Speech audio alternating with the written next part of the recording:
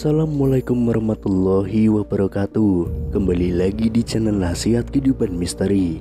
Pada video kali ini saya akan membahas tentang kapal Nabi Nuh ditemukan di Indonesia. Pencarian bahtera Nabi Nuh telah menjadi perdebatan yang panjang dan menarik selama berabad-abad. Banyak orang yang telah tertarik untuk menemukan bukti keberadaannya sejak zaman Eusebius pada abad keempat Masehi. Walaupun telah banyak klaim tentang penemuan bahtera Nabi Nuh dari waktu ke waktu, namun tetap saja belum ada bukti konkret yang kuat untuk membuktikan keberadaannya.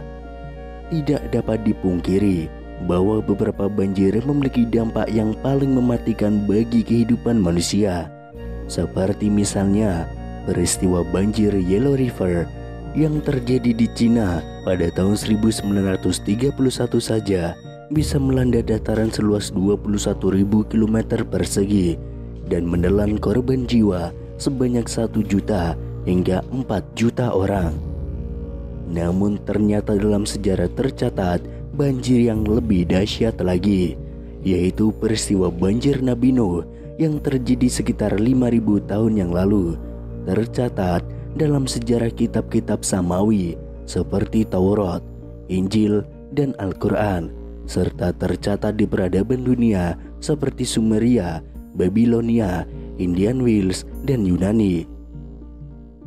Al-Quran sendiri mencatat kisah Nabi Nuh sebanyak 43 kali dalam 28 surat, yaitu perintah Tuhan untuk membuat kapal tersebut menunjukkan bahwa keselamatan manusia dapat dibuat oleh tangan manusia itu sendiri. Nabi Nuh membuat kapal di Irak sekitar tahun 3165 sebelum Masehi. Dalam kitab Sulam Al-Munajjat disebutkan ada 124.000 papan yang dibutuhkan dalam pembuatan kapal ini.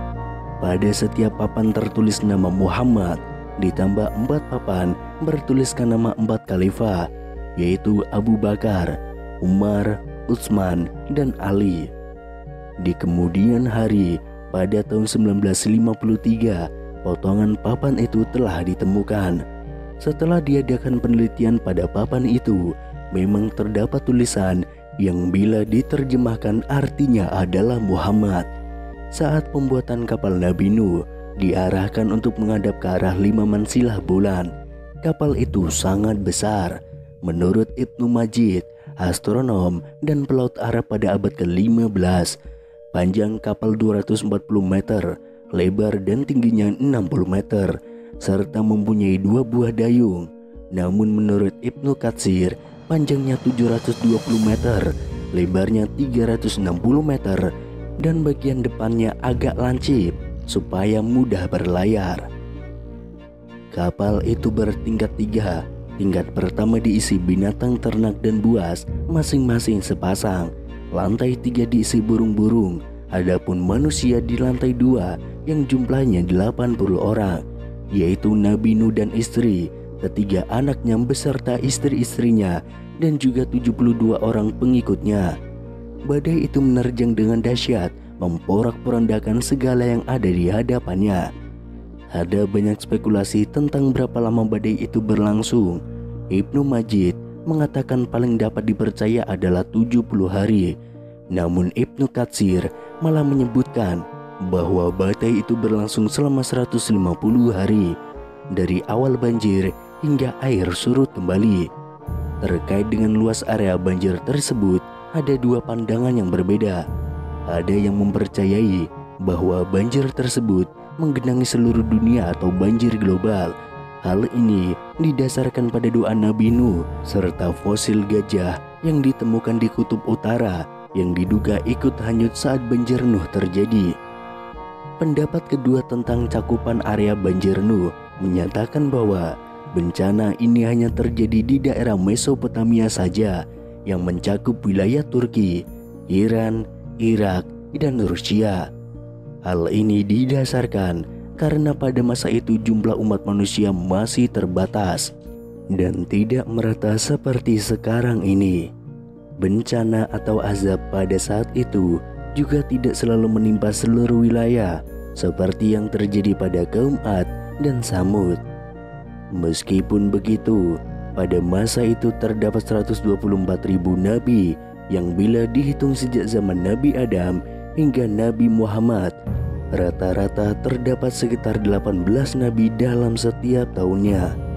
Oleh karena itu dapat dipastikan bahwa nabi yang sezaman dengan Nabi Nuh dan berlokasi di tempat lain tidak terkena azab tersebut. Selama beberapa dekade, memang banyak dugaan yang mengarah di ketinggian Gunung Ararat Turki Timur bahwa mungkin di sana terdapat Bahtera Nuh yang hilang. Bahtera atau kapal Nabi Nuh terdampar di gunung yang tinggi Al-Judi yang berada di antara Irak dan Syam, tepatnya di Diyarbakir bin Wael, kota terbesar di tenggara Turki. Lokasi ini diungkap oleh Ibnu Majid dalam kitabnya Al-Fawaid fi'il Albar wala Kuwaidi pada tahun 1490 Masehi. Namun baru diketahui publik pada abad ke-20, tepatnya pada tanggal 11 Agustus tahun 1979. Kapal itu ditemukan di pegunungan Ararat, Turki, dengan ketinggian mencapai 2.515 di atas permukaan laut. Ukuran kapal itu terbukti luar biasa dengan panjang mencapai 152,4 meter, lebar 25,3 meter, dan tinggi 15,2 meter. Tampaknya kapal itu mengalami perjalanan yang luar biasa jauh. Terdamparnya di Turki menunjukkan bahwa kapal itu telah terombang-ambing hingga bergerak sejauh 512 km dari tempat pembuatannya di Irak. Bahkan dalam kitab Al-Fawaid disebutkan, ketika terjadi taufan atau badai besar, kapal ini membawa penumpangnya mengelilingi Baitullah sebanyak 7 putaran. Para ilmuwan terus berusaha untuk mengungkap misteri keberadaannya, dan terlihat sebuah bentuk seperti kapal raksasa pada di ketinggian gunung itu, dan mereka menyebutnya sebagai anomali menari. Untuk membantu mengungkap misteri itu, ilmuwan kini menggunakan bantuan pencitraan dan analisis satelit. Profesor dari School of Professional and Continuous Study University of Richmond, Amerika Serikat, yaitu Parker Taylor, memulai melakukan studi dengan cara tersebut. Taylor mengatakan asal-usul kognitif perjalanannya dimulai pada tahun 1973 ketika ia pertama kali mendaftar sebagai calon perwira di Akademi Militer Amerika Serikat di West Point, Amerika Serikat. Taylor tiba pada saat rumor kredibel tentang gambaran seperti haluan kapal di puncak es Gunung Ararat bermunculan dari satelit mata-mata CIA.